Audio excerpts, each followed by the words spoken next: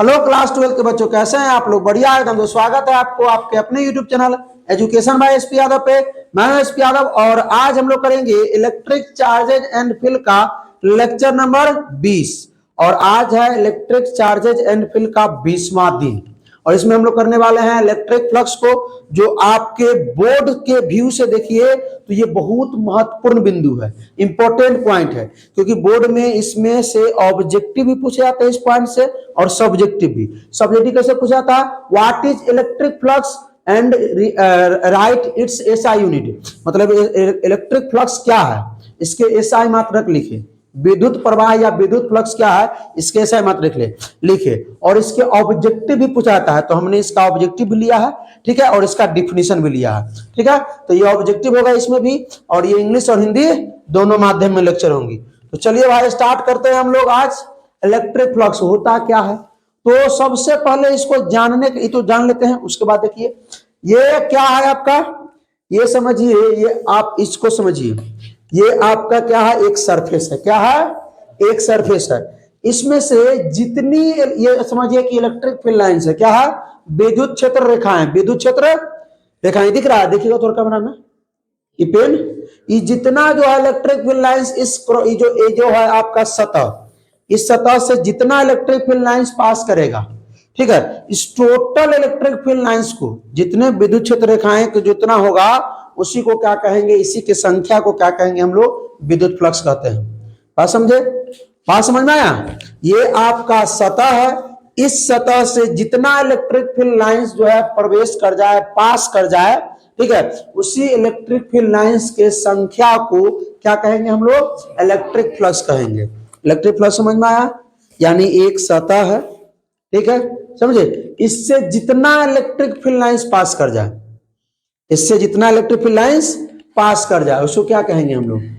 Electric flux कहेंगे। कोई दिक्कत? बात समझ में आया?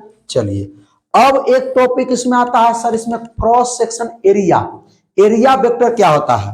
तो देखिए इसमें तो है ऐसे भी पास करता है, इलेक्ट्रिक फील्ड लाइन पास कर सकता है, इलेक्ट्रिक फील्ड लाइंस ऐसे ही पास कर सकता है, ऐसे ही पास कर सकता है, ऐसे तिरछा इलेक्ट्रिक फील्ड लाइन, देखिए ऐसे भी पास कर सकता है, ऐसे भी पास कर सकता है इलेक्ट्रिक फील्ड लाइन, ऐसे पास कर सकते ना भाई। एगो पेन है मेरे पास इसलिए हमने एगो दिखाया है। आप लोग इमेजिन करिए कि इस प्रकार हम चाहें तो ऐसे ऐसे ऐसे ये सीधा भी पास करा सकते हैं, समझे, ऐसे यहां से एगो सीधा हो जाएगा, एगो यहां से हो जाएगा, यहां से हो जाएगा, टेढ़ भी हो सकता है, ऐसे ऐसे ये सीधा रहे, ऐसे टेढ़ भी हो सकता है।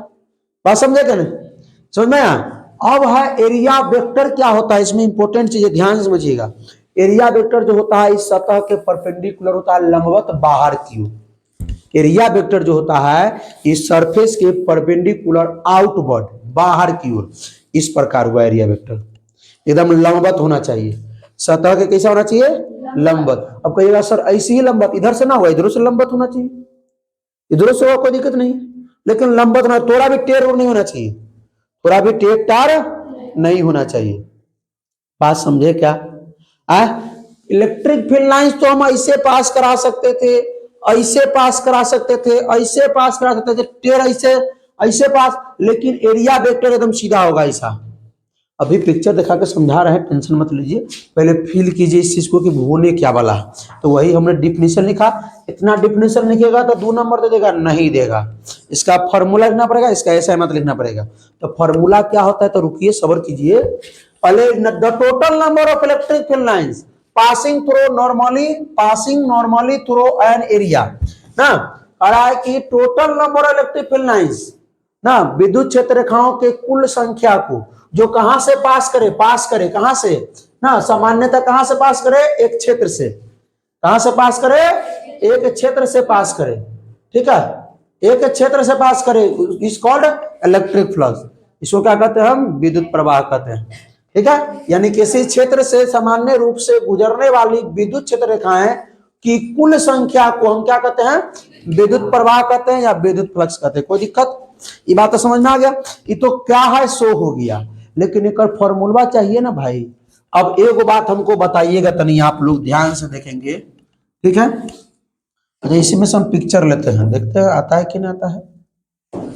आइए देखते हैं बना करके, नहीं नहीं हो रहा। अच्छा देख लेते हैं।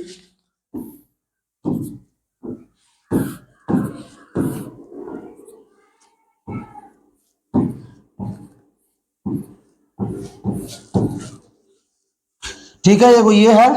और ऐसा ही सरफेस हमने क्या कर दिया, एक और बना लिया।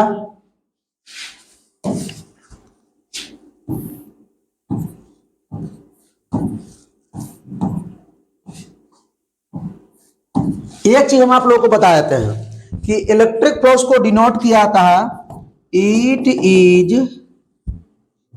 Is denoted by phi. ये जो है इलेक्ट्रिक फ्लक्स का क्या है, साइन है।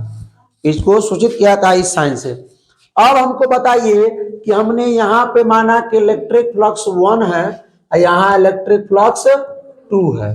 ठीक है, अब बताइए इनमें से कौन बात सही है।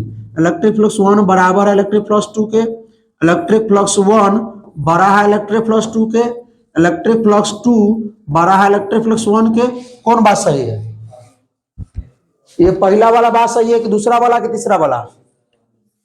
तीसरा वाला, क्योंकि हमने क्या बोला, किसी भी सतह से जितनी विद्युत क्षेत्र रेखाएं पास करेगी, विद्युत बल रेखाएं जितनी पास करेगी, हाँ, उसी को कुल संख्या को हम क्या कहेंगे, इलेक्ट्रिक फ्लक्स कहेंगे। तो इलेक्ट्रिक फ्लक्स ज्यादा कहाँ होगा, यहाँ, क्योंकि यहाँ पे 5 रेखाएं पास कर रही है, यहाँ पे 3 ही रेखाएं। दोनों का तो एरिया सेम है, दोनों का एरिया सेम है ना भाई, लेकिन यहाँ पर 3 ही विद्युत क्षेत्र रेखा है, यहाँ पे 5 गो। यहाँ पे जो है 3 इलेक्ट्रिक फील्ड लाइन है, यहाँ पे 5 इलेक्ट्रिक फील्ड लाइन है। बात समझ में आया क्या? कोई दिक्कत? तो आइए अब देखिए, यहाँ पहला बात देखिए, यहाँ पे इसमें से विद्युत क्षेत्र रेखाएं कितना पास कर रही है, 3, इसमें से 5, मतलब इलेक्ट्रिक फ्लक्स 1 और ये इलेक्ट्रिक फ्लक्स 2 माने, ठीक है। तो इलेक्ट्रिक फ्लक्स जो है 2 है, बड़ा है किससे, इलेक्ट्रिक फ्लक्स 1 से, बड़ा है ना भाई।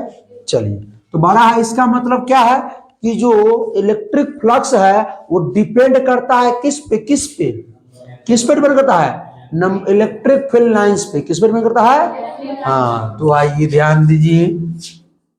तो ई मान ले हम लोग इलेक्ट्रिक फील्ड, ये विद्युत क्षेत्र है, ठीक है, विद्युत क्षेत्र रखा है ना। अच्छा, एरिया वेक्टर माने, एरिया वेक्टर कैसा होता है मेरे भाई, बोलिए।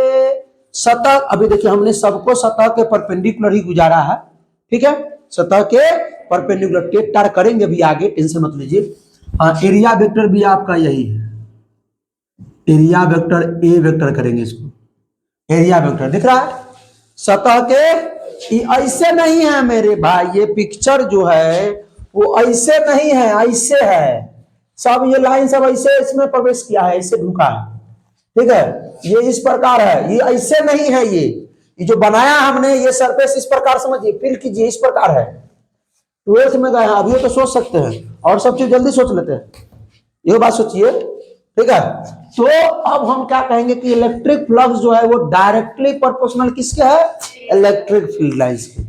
तो पहला बात लिखेंगे हम लोग, इलेक्ट्रिक फ्लक्स जो है डायरेक्टली प्रोपोर्शनल किसके है, इलेक्ट्रिक फील्ड लाइंस के। किसके? इलेक्ट्रिक फील्ड के। कोई दिक्कत? समझे बात को? अब सुनिए, दूसरा बात क्या है सर, यहाँ पे ये जो आपने बनाया और ये आपने बनाया, ये दो हमने सतह ले लिया, दो सतह ले लिया, सरफेस ले लिया, इससे हमने इलेक्ट्रिक फील्ड लाइंस को पास कराया। सर इसमें से 2 को पास कर रहा है, और इसमें से क्या को 5 को पास कर रहा है, मतलब ये एरिया पर भी डिपेंड करता है। किस पे? अगर, अच्छा ये बताइए कि इलेक्ट्रिक फ्लक्स हम मानते हैं, यहाँ पैर तनका पेन को छोटा करते हैं, रुक जाइए, अब बताइएगा, अभी आप लोग इसे ही पूछेंगे। यहां माने इलेक्ट्रिक फ्लक्स 1 और यहां मानते हैं इलेक्ट्रिक फ्लक्स 2। ज्यादा कहां है इलेक्ट्रिक फ्लक्स? 2 पे, इस जगह पे ज्यादा है, तो इलेक्ट्रिक फ्लक्स 2 पर ज्यादा है इलेक्ट्रिक फ्लक्स 1 से, क्योंकि यहाँ का एरिया क्या है, छोटा है, यहाँ का एरिया क्या है, बड़ा है। तो इलेक्ट्रिक फ्लक्स जो है वो डिपेंड करता है किस पे, एरिया पर भी। मतलब एरिया अगर ज्यादा हो तो इलेक्ट्रिक फ्लक्स ज्यादा होगा, एरिया कम हो इलेक्ट्रिक फ्लक्स कम होगा। जहां इलेक्ट्रिक फील्ड लाइंस ज्यादा है तो इलेक्ट्रिक फील्ड लाइन ज्यादा है तो इलेक्ट्रिक फ्लक्स ज्यादा है, इलेक्ट्रिक फील्ड लाइंस कम है तो इलेक्ट्रिक फ्लक्स कम है। चलिए, तो दूसरा बातें हमने क्या सीखा कि इलेक्ट्रिक फ्लक्स जो है वो डिपेंड करता है, प्रोपोर्शनल है किसके, एरिया के। किसके प्रोपोर्शनल है? एरिया के। कोई दिक्कत? बात समझ में आया?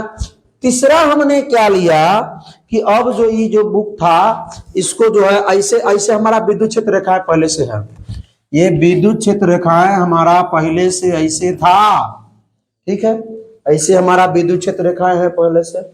ये आपका ये इलेक्ट्रिक फील्ड दे देते हैं और ये आपका एरिया वेक्टर, ठीक है। चलिए, सतह के परपेंडिकुलर एक एरिया वेक्टर भाई क्या होगा? Area vector. अब ध्यान से सुनिएगा मेरे भाई यहां से कि इलेक्ट्रिक फील्ड लाइंस तो ये थी, इलेक्ट्रिक फील्ड यहाँ पे है, बहुत बढ़िया है। हमने इसको ऐसे किया तो सब प्रवेश किया इस होकर के, हमने इसको घुमाकर ऐसे कर दिया, एको कोई मैं नहीं ढूंढ गया, नहीं गया। मतलब ये एंगल पर भी डिपेंड करता है, थीटा पर भी करता है डिपेंड ना। और थीटा में कौन थीटा? तो कॉस थीटा की साइन थीटा। तो रुकिए आप लोगों से पूछेंगे, आप समझे क्या? नहीं समझ में आया? अभी सुनिए, अभी सुनिए। ये आपका क्या है? आ रहे बस 10 मिनट में। ये है आपका इलेक्ट्रिक फील्ड, ये आपका है एरिया वेक्टर। तनी सुनिएगा ध्यान से, देखिएगा इस चीज को समझना है। अभी मेरे पास ऐसा था, इसमें से 3 गो विद्युत क्षेत्र रेखाएं पास कर रही थी, किसी को कोई दिक्कत नहीं ना। अभी इसको हमने ऐसा कर दिया, एक भी विद्युत क्षेत्र रेखाएं इसमें से पास नहीं हुई। अब इलेक्ट्रिक फ्लक्स कहां पर ज्यादा है कहां कम है ये बताइए। इलेक्ट्रिक फ्लक्स 1, इलेक्ट्रिक फ्लक्स 2 कहां ज्यादा है सो बताइए। ये ज्यादा है, ये कम है। यहाँ पर इलेक्ट्रिक फ्लक्स ज्यादा होंगे, यहाँ पर इलेक्ट्रिक फ्लक्स कम होंगे। मतलब थीटा पे भी डिपेंड करता है। तो तनी सुनिए, तनी सुनिए, सुना रहे हैं, रुक जाइए, इनका इसको छोटा कर लेते हैं। हाँ हो गई। तो जो इलेक्ट्रिक फ्लक्स जो है डिपेंड करता है थीटा पे। यहाँ पर थीटा कितना है सो बताएंगे। थीटा 0 है। क्यों 0 है? क्योंकि जिस डायरेक्शन में इलेक्ट्रिक फील्ड लाइंस है उसी डायरेक्शन में क्या है? एरिया वेक्टर है। तो थीटा जो हम लेते हैं वो एरिया वेक्टर के और इलेक्ट्रिक फील्ड के लेते हैं, ठीक है, बात समझे। तो यहाँ पर थीटा कितना है मेरे भाई? थीटा यहाँ पे 0 डिग्री, ठीक है। यहाँ पर थीटा कितना है? एरिया वेक्टर पर ले लेते हैं, यहाँ पे एरिया वेक्टर परपेंडिकुलर ना। आई आपका इलेक्ट्रिक फील्ड है, इलेक्ट्रिक फील्ड दिशा में है, एरिया वेक्टर इस दिशा में है। थीटा कितना है? 90 डिग्री। ना बात है, ना समझ में है, ना समझ में है। रुकिए रुकिए रुकिए। ये आपका है एरिया वेक्टर और इसी दिशा में है इलेक्ट्रिक फील्ड लाइन, दोनों सेम डायरेक्शन में। थीटा 0 होगा, हमने इसको सुता दिया।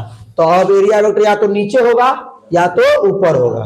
एरिया वेक्टर या तो नीचे होगा या तो ऊपर होगा। इलेक्ट्रिक फील्ड लाइन तो इसी जा रही है। तो थीटा 0 पर इलेक्ट्रिक फ्लक्स क्या है? मैक्सिमम। क्या है? थीटा 90 पर इलेक्ट्रिक फ्लक्स क्या है? मिनिमम। क्या है?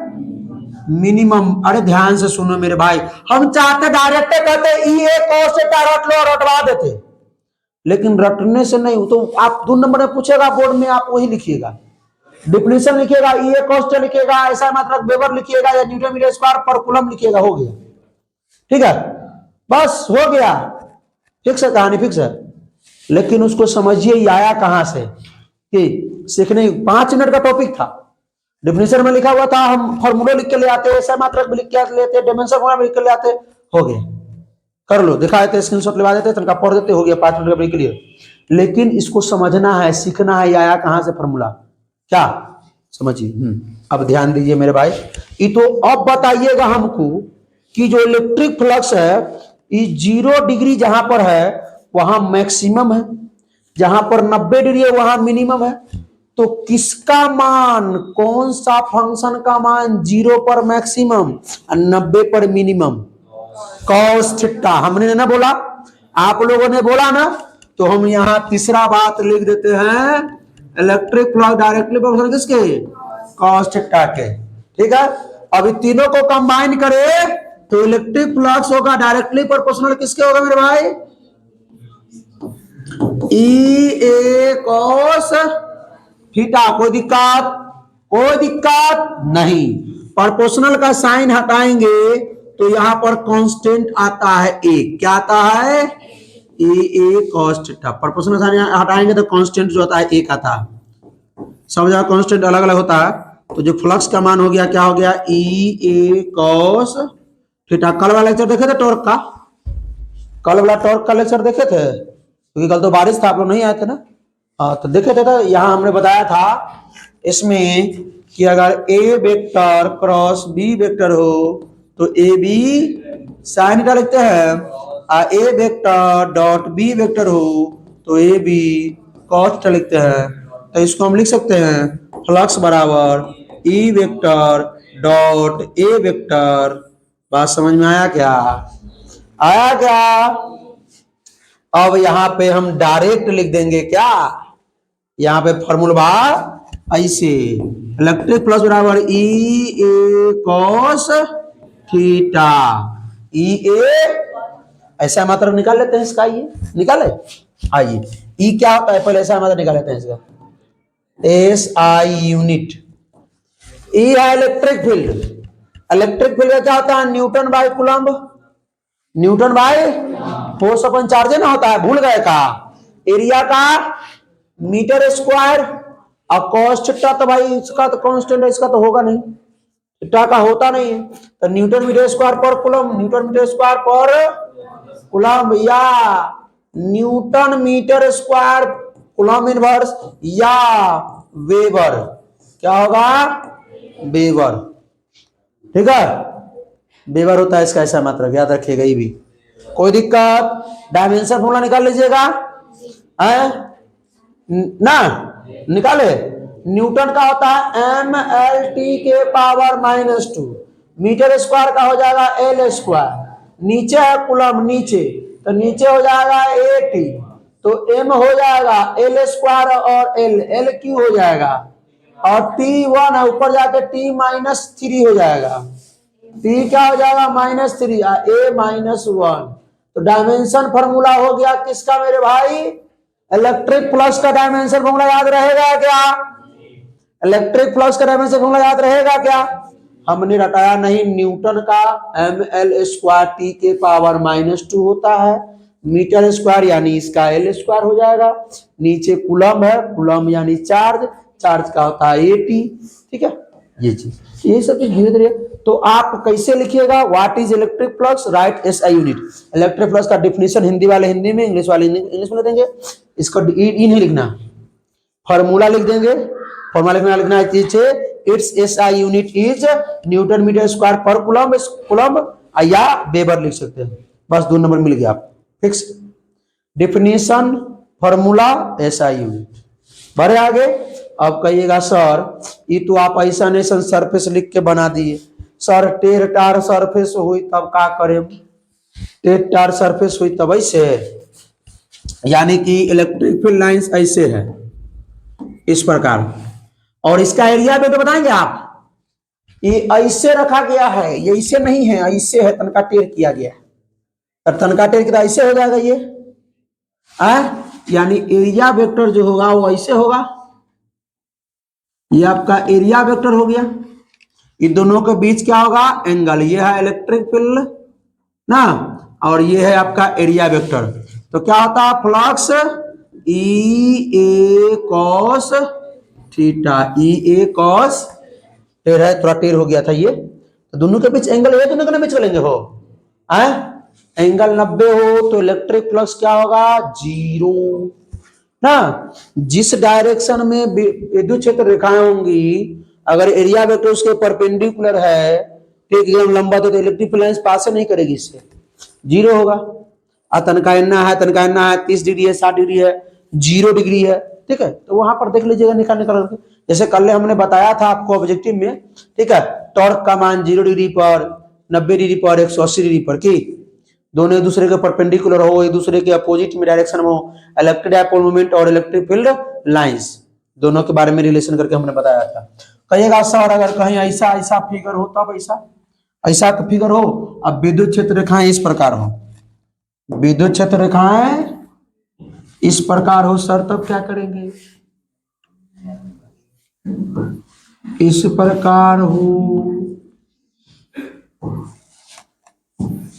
तब क्या करे सर।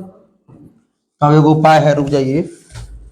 ये टेक्टार सरफेस हो तो कुछ नहीं करना, वहां पे एक छोटा सा क्या करना है, छोटा सा क्या काटना है, छोटा सा स्ट्रिप काट लीजिए, छोटा सा, लेकिन कैसे काटना है, गोल काटना है छोटा सा। देखिए यहाँ पे अगर इस जगह पे निकालना चाहते हैं, इस जगह पे, इस जगह पे, तो ऐसा गोल काट लीजिए वो स्ट्रिप।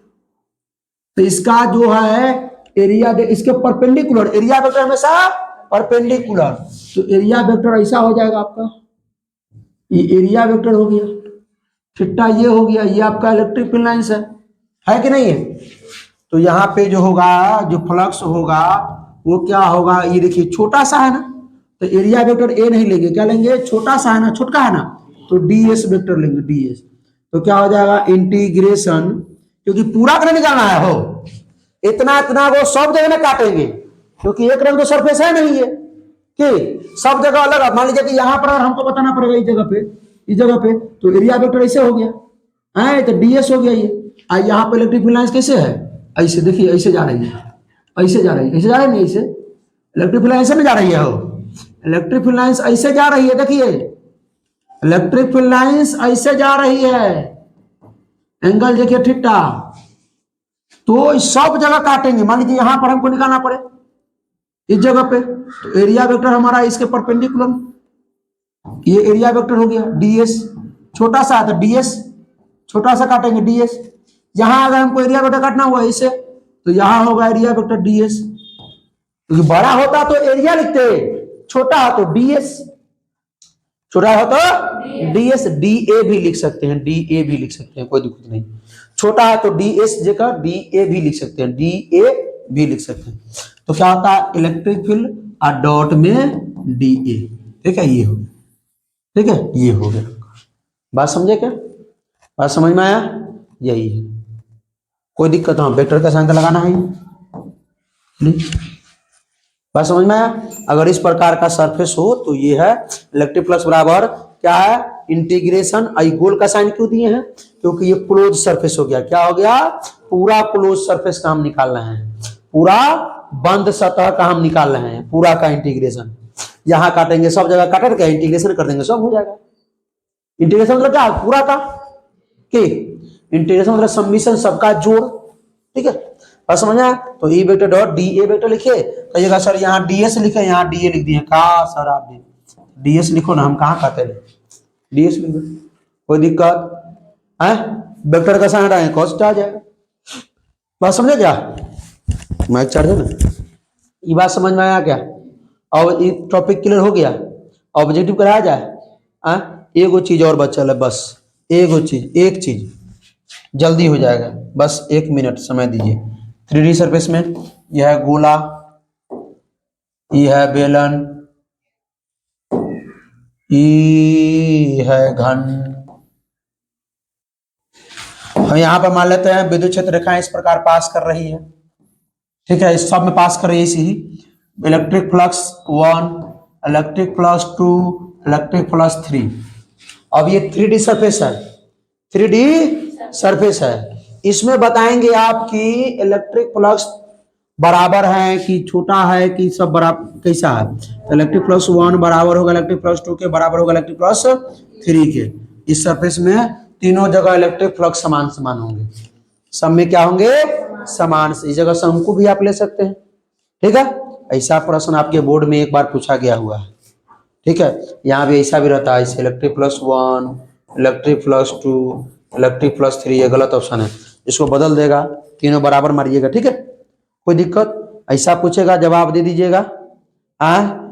इलेक्ट्रिक फ्लक्स समझ में आ गया, इलेक्ट्रिक फ्लक्स का फॉर्मूला बताइए, ई ए कॉस थीटा या E vector dot A vector. हाँ, एक वो क्वेश्चन नहीं बताया हमने कि इलेक्ट्रिक फ्लक्स क्या है, स्केलर क्वांटिटी की वेक्टर क्वांटिटी, नहीं स्केलर, डॉट प्रोडक्ट होता है, स्केलर प्रोडक्ट, ए वेक्टर डॉट बी वेक्टर, ये आपका स्केलर प्रोडक्ट होता है। दोनों वेक्टर में अगर डॉट करते हैं तो स्केलर आता है, आंसर नहीं मालूम है, स्केलर आता है रे, I vector dot I vector answer 1, J vector dot J vector answer 1, पढ़ाए थे ना वेक्टर में।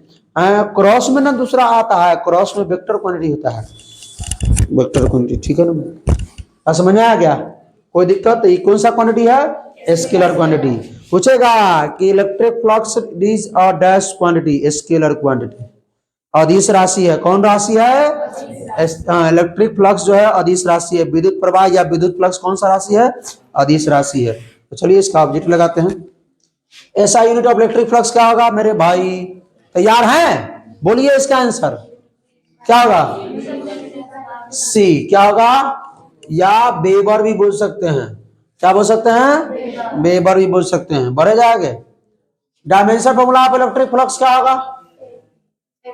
आप कहिएगा सर गिनती ना आता है आपको, 114 दिए हैं, 115 है। इससे पहले लेक्चर नंबर 19 तक के हमने करा दिया है, 1 से लेकर के 113 तक, 1 से लेकर के 100, इससे पिछला टॉपिक देख लीजिए, 113 क्वेश्चन मिल रहा है, ठीक है। ये सब हमने करा दिया है। हर रोज लेक्चर में जो होता है ना 5, 10, 4, 2 ऑब्जेक्टिव होता ही है, ठीक है। चलिए तो इसका आंसर बताएंगे। ए क्या होगा? हमने निकाल के बताया ना भाई। चलिए तो आज का लेक्चर यहीं पे रखते हैं। हाँ, दुइये को ऑब्जेक्ट लिए हैं। तो भाई साहब इतना देर तक जुड़े रहने के लिए आप लोगों को बहुत बहुत धन्यवाद। आज का लेक्चर अगर सही में समझ में आ गया आपको, ये 2 नंबर आप आसानी से उठा सकते हैं, तो कमेंट में जरूर लिखिएगा, ठीक है। और अपने दोस्तों के साथ शेयर कीजिएगा, ठीक है। फिर मिलते हैं अगले लेक्चर में। तो हंसते रहिए, मुस्कुराते रहिए, पढ़ाई करते रहिए, रिवीजन करते रहिए। All the best.